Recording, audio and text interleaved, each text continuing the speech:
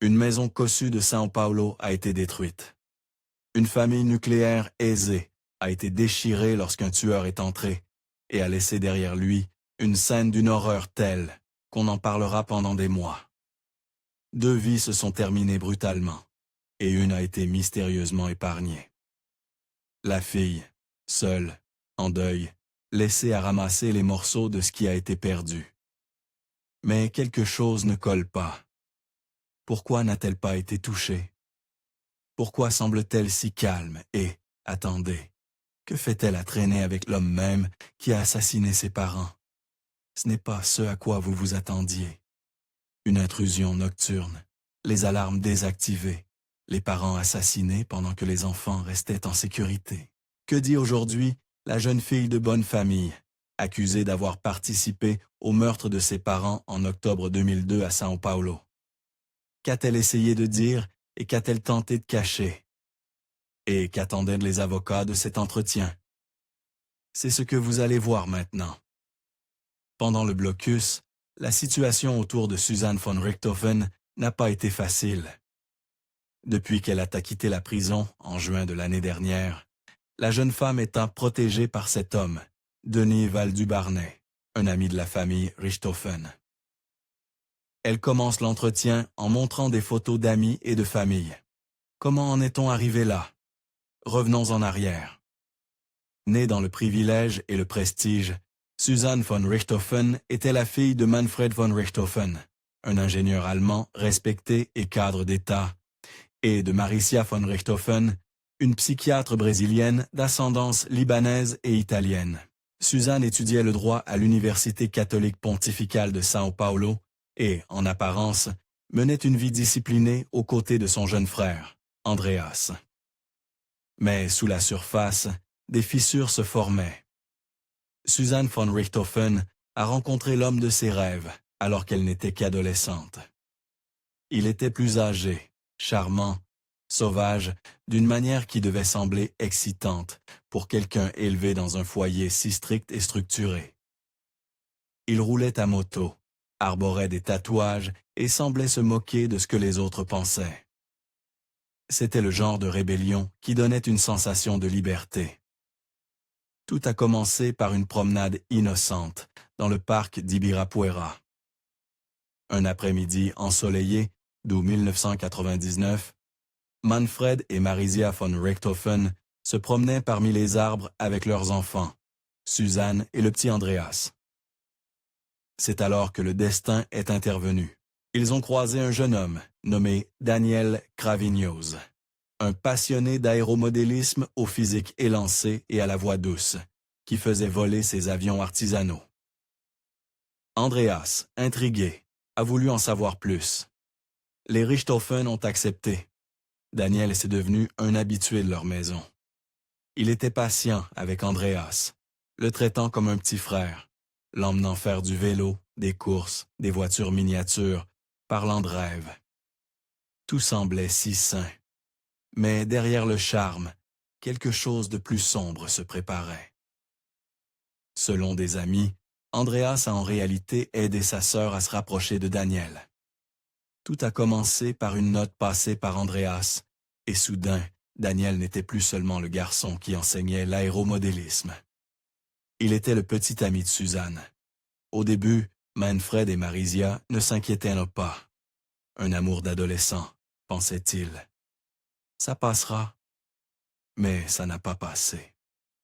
Andreas continuait à les accompagner. Et puis, c'est devenu le pire cauchemar des parents. Andreas s'est un jour caché dans le coffre de la voiture de Daniel pour se faufiler dans un love hotel avec sa sœur et Daniel. Il a fumé du cannabis avec eux dans des parcs publics. Ils l'ont initié à la marijuana pour la première fois. Il n'était plus seulement un petit frère. Il était témoin de tout. Suzanne et Daniel sont rapidement devenus inséparables. À 16 ans, elle a perdu sa virginité avec lui. Ils ont commencé à fumer de l'herbe quotidiennement, à expérimenter l'ecstasy.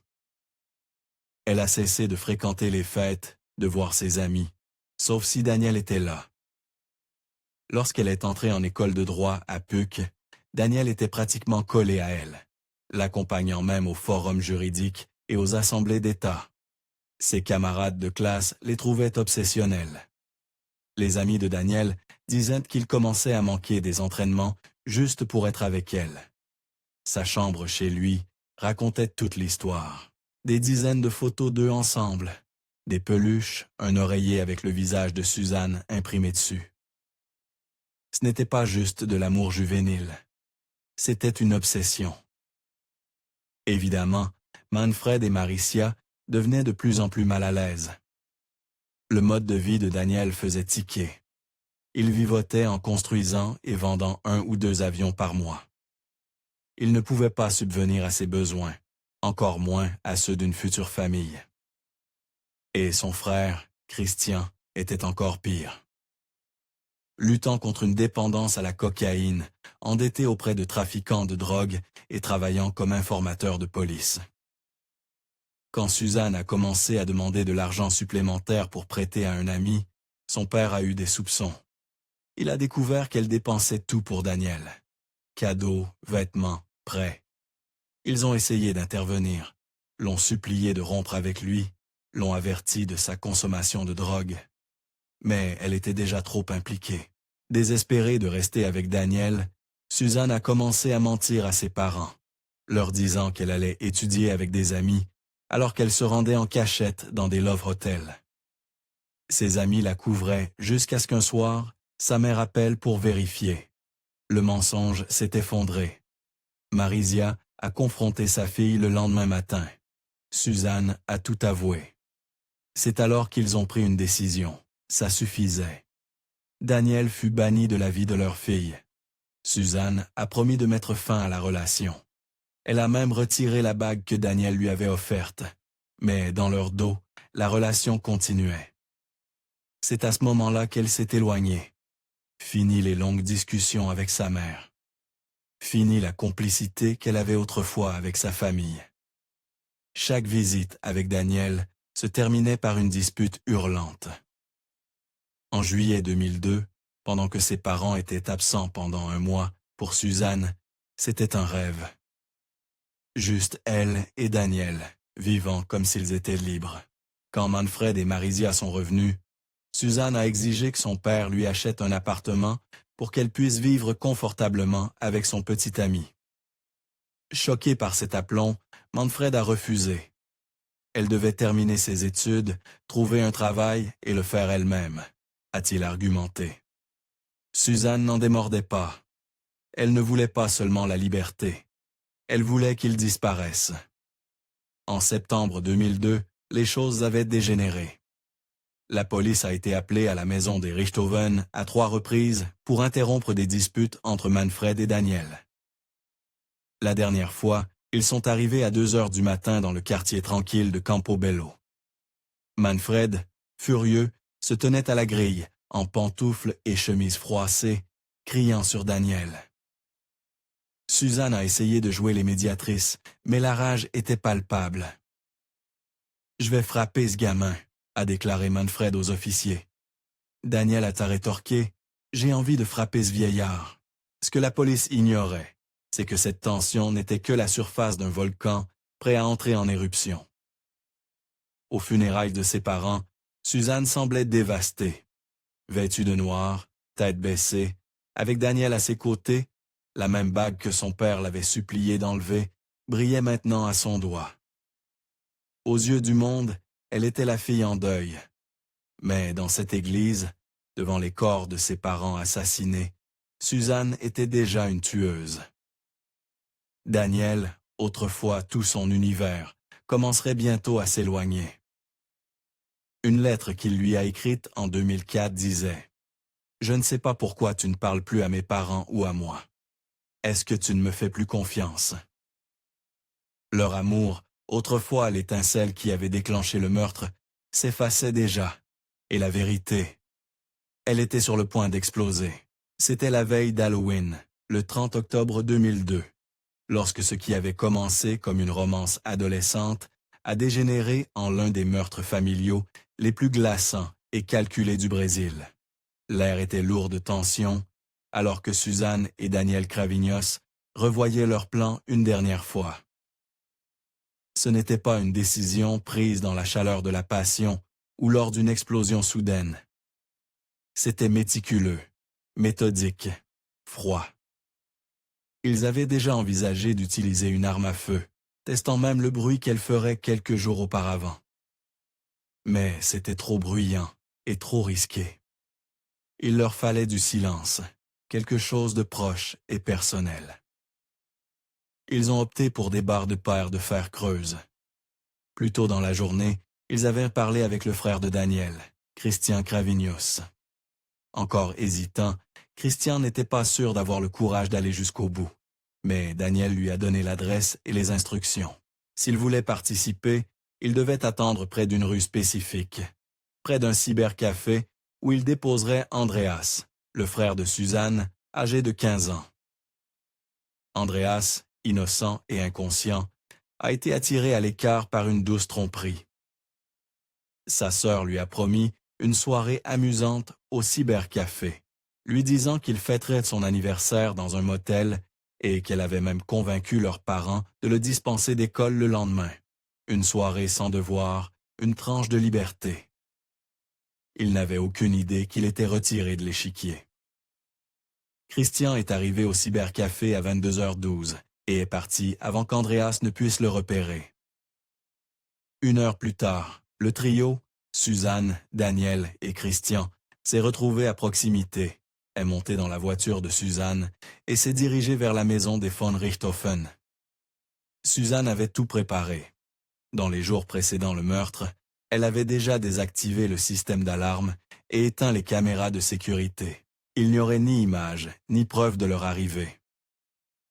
La maison, habituellement une forteresse, était grande ouverte pour le massacre. Juste après minuit, ils se sont garés dans le garage. Les armes du crime étaient déjà cachées dans la voiture. Daniel et Christian ont enfilé des sweatshirts et des collants de femmes, une tentative bon marché pour éviter les traces médico-légales. Suzanne les a conduits à l'intérieur, a allumé discrètement la lumière du couloir et leur a indiqué l'étage. Ses parents, Manfred et Marisia, dormaient.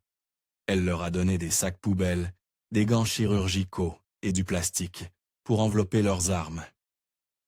Puis elle a disparu au rez-de-chaussée, loin du bain de sang à venir. Les deux frères sont entrés dans la chambre comme des ombres. Daniel s'est tourné vers Manfred, Christian vers Marisia. Les premiers coups ont été portés avec force et rapidité. Manfred est mort immédiatement, mais Marisia s'est battue. Elle a crié, elle a griffé. 3 de ses doigts se sont cassés en levant les mains pour se protéger. Elle a supplié qu'on épargne ses enfants, ignorant que l'un d'eux avait invité la mort chez elle. Il se tenait au-dessus des corps, sans souffle et ensanglanté. Daniel a placé le revolver de Manfred près de sa main sans vie, a drapé une serviette sur son visage. Tout cela n'était qu'une mise en scène. Suzanne avait laissé un sac poubelle sur l'escalier.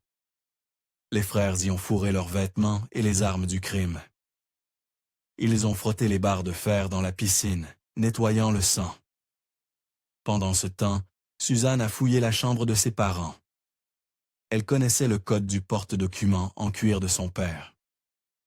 À l'intérieur, il y avait 8 000 réais, 6 000 euros et 5 000 $ en euros. Elle a tout pris. Puis, pour mettre en scène un vol, Daniel a lacéré le porte-document avec un couteau.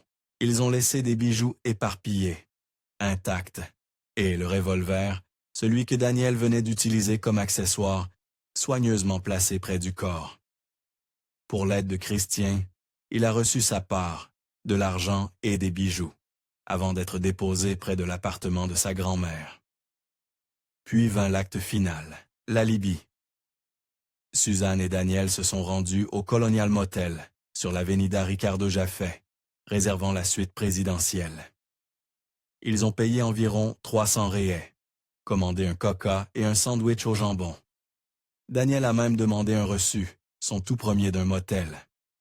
L'horodatage indiquait une période entre 1h36 et 2h56. Ensuite, ils sont retournés au cybercafé et ont récupéré Andreas.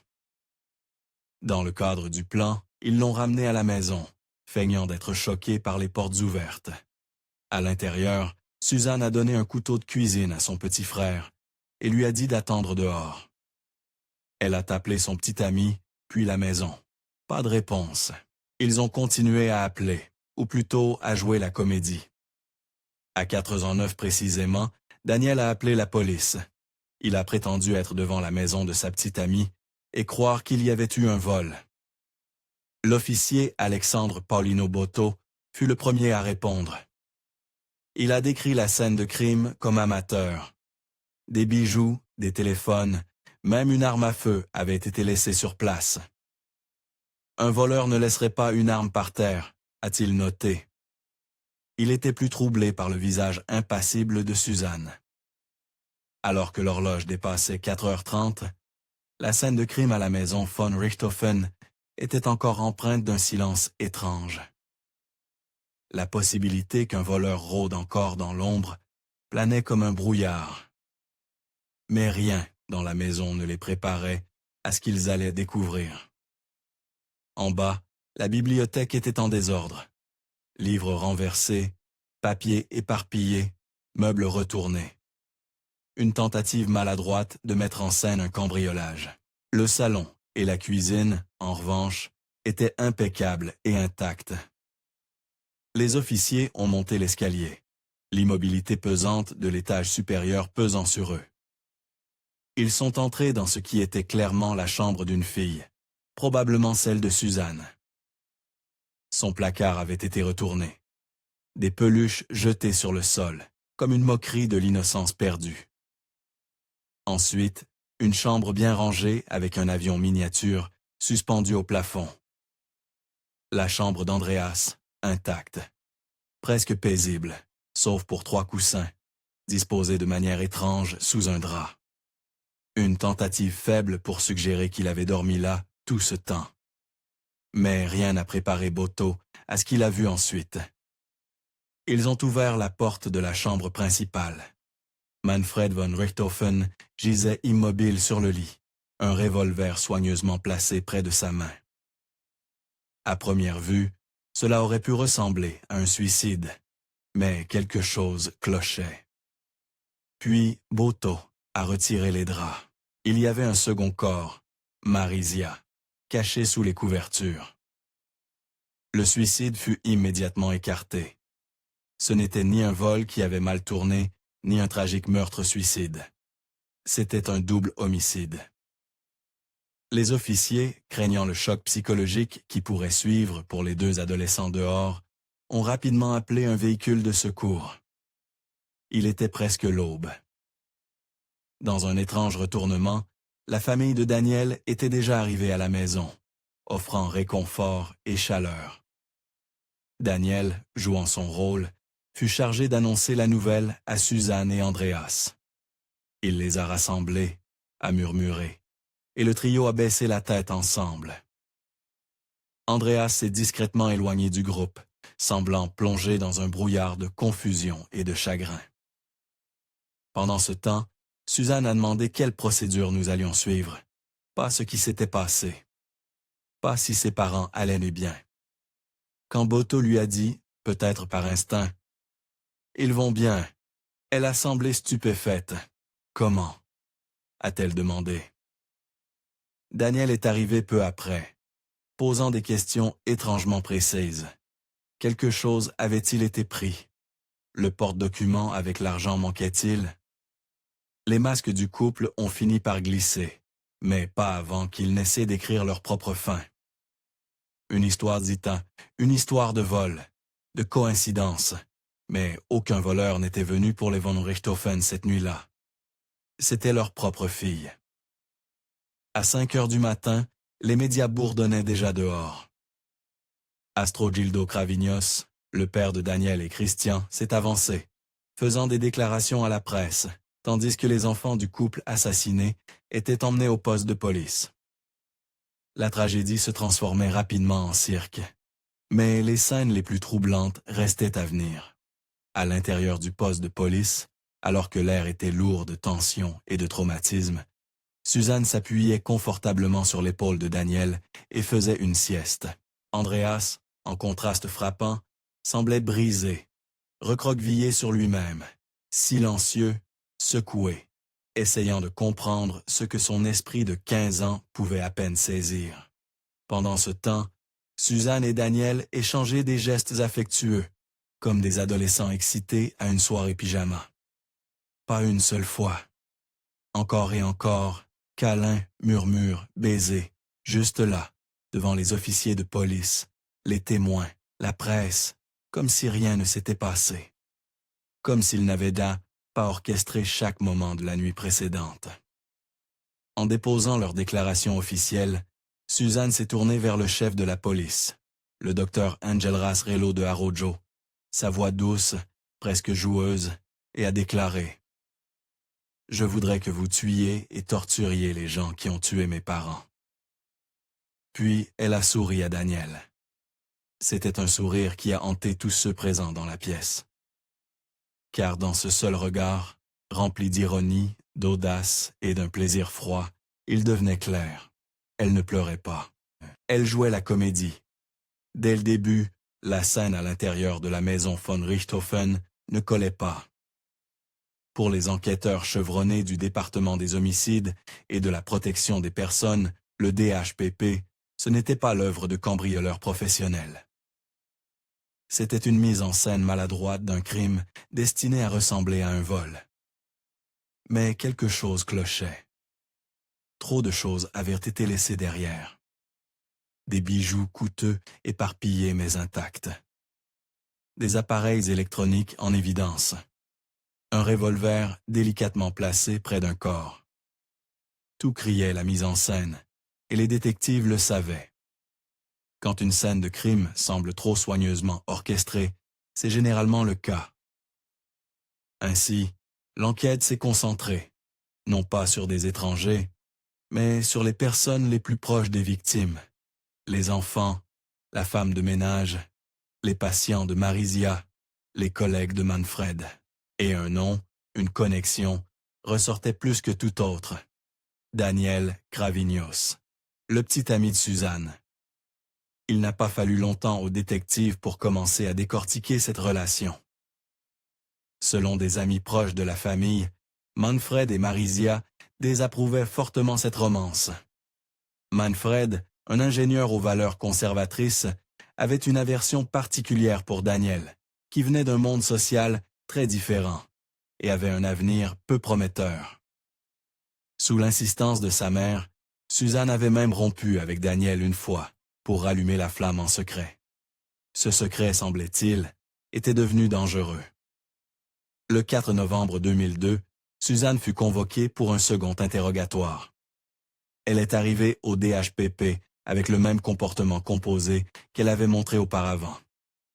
Calme, posée, presque calculée.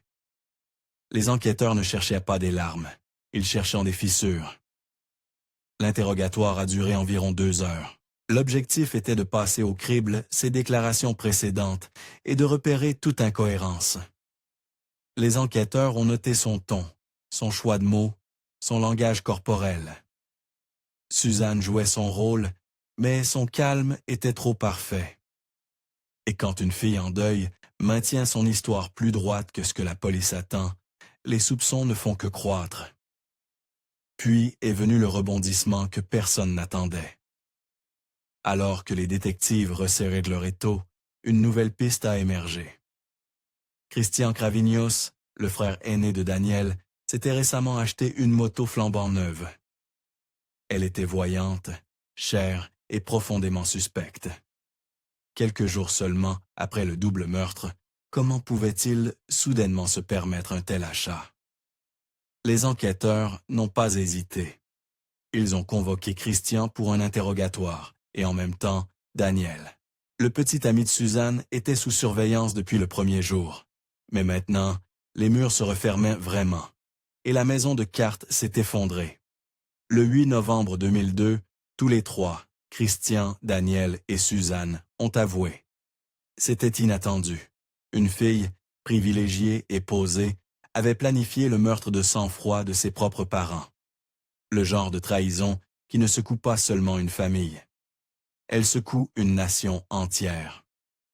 Près de 4 ans après que Manfred et Marisia von Richthofen ont été battus à mort dans leur sommeil, la salle d'audience est devenue la scène finale de l'un des procès pour meurtre les plus tristement célèbres du Brésil. Les yeux de la nation se sont tournés vers São Paulo le 17 juillet 2006, alors que le procès de Suzanne von Richthofen, son petit ami Daniel Cravinhos et son frère Christian Cravinhos commençait. Ce qui a suivi fut 5 jours de guerre psychologique, de théâtralité en salle d'audience, d'effondrements larmoyants et de révélations brutales. Initialement prévu pour le 5 juin 2006, le procès avait déjà été perturbé. Les avocats des frères Cravinhos ne s'étaient pas présentés, prétendant n'avoir pas eu assez de temps pour se préparer. Peu après, l'équipe de défense de Suzanne s'est retirée à cause d'un témoin manquant. Les retards s'accumulaient, mais le juge n'allait pas laisser ce procès s'effondrer à nouveau. Une équipe de défense de secours fut nommée, et l'assignation à résidence de Suzanne fut levée.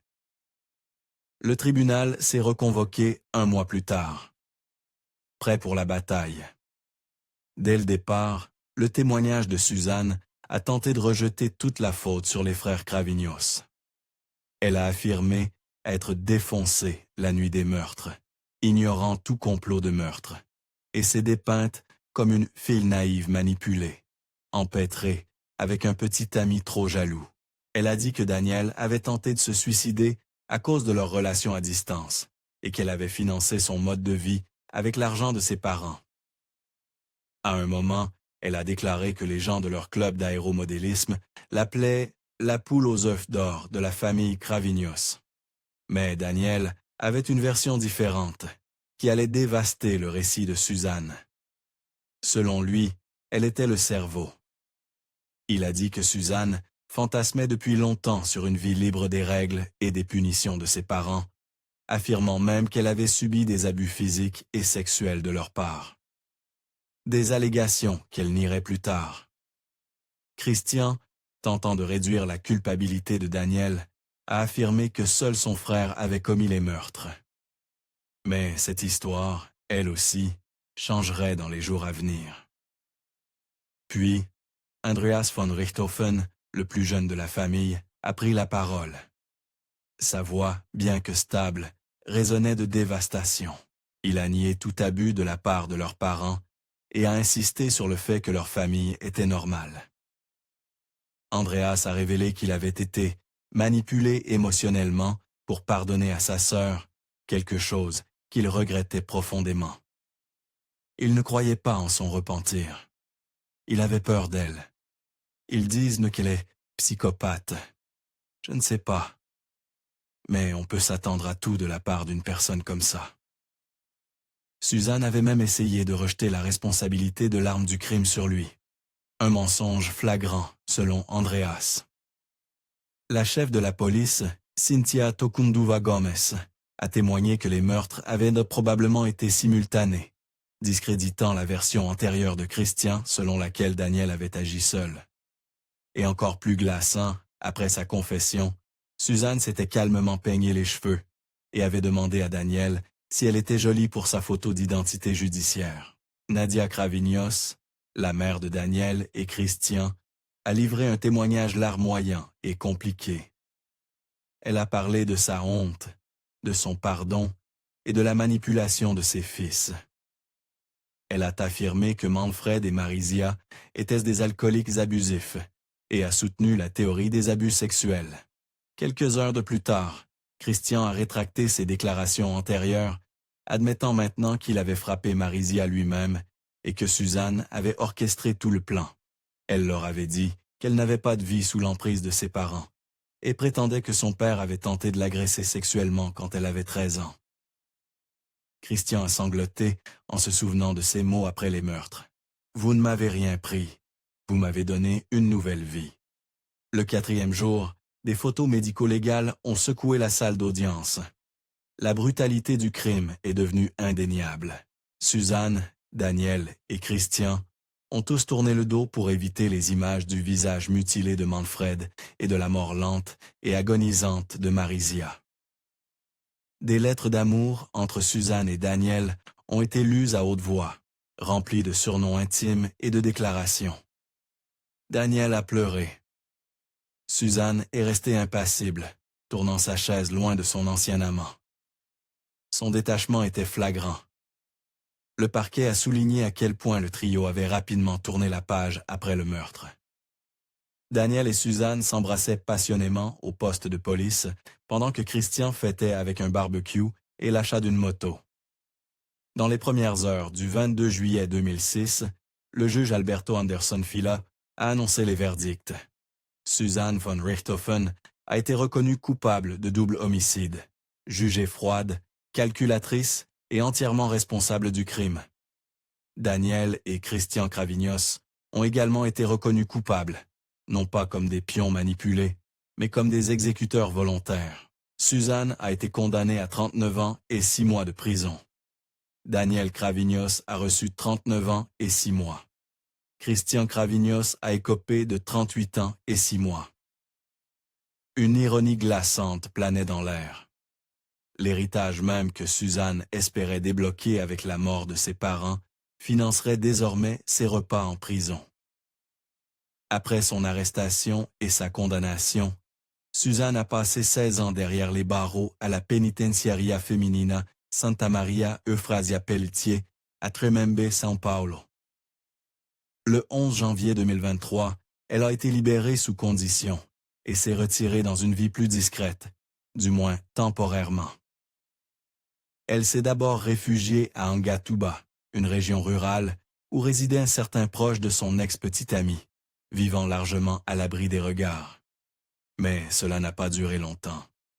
À peine un mois plus tard, Suzanne a refait les gros titres en lançant une boutique en ligne, attirant de vives critiques publiques pour avoir tenté de profiter de sa vie. Elle a donné naissance à un petit garçon nommé Felipe à l'hôpital Saban. Désormais installée à Bragança Paulista, Suzanne a adopté une nouvelle identité, littéralement et figurativement. Elle s'est engagée dans une relation avec un médecin local, Felipe Zekini Muniz, père divorcé de 3 enfants, et en mars 2023, elle est tombée enceinte de leur premier enfant. Elle a donné naissance à un petit garçon nommé Felipe à l'hôpital Saban à Atibaia. Dans un geste que beaucoup ont vu comme une tentative de se distancier de son passé, Suzanne a légalement changé son nom pour Suzanne Louise Magnani Muniz, adoptant le nom de famille de sa grand-mère maternelle et celui de son partenaire. Et pourtant, une vérité glaçante demeure. Une fille, née dans la richesse et les opportunités, a tout échangé pour un fantasme tordu de liberté. Était-ce de la manipulation, de la cupidité, un traumatisme ou le mal pur? Quelle que soit la réponse, les meurtres von Richthofen restent l'un des récits les plus sombres du Brésil, non seulement à cause du crime, mais à cause des raisons qui l'ont motivé. Partagez vos pensées dans les commentaires ci-dessous. Si vous êtes arrivé jusqu'ici, n'oubliez pas de regarder la vidéo suivante. Je pense que vous l'apprécierez. Merci encore d'avoir regardé.